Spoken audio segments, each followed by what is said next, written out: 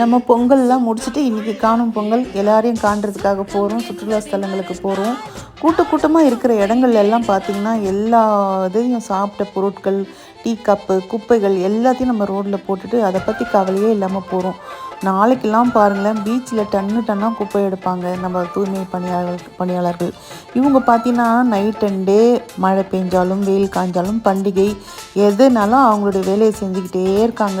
அவங்களுக்கெல்லாம் ஒரு சல்யூட் கொடுக்கலாம். அது மட்டும் இல்லாமல் இன்றைக்கி நம்ம கூட்டமாக கூடுற இடத்துல குப்பைகளை கீழே போடாமல் இருந்தால் ரொம்ப நல்லதுங்க.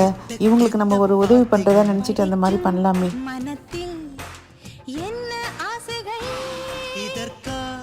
இதற்கா கல்வி கற்கும் சாலைகள், எதற்கோ இந்த வேலைகள், மேதையாக வந்த பக்கம் உதயேற மாத்திரை சொர்க்கம்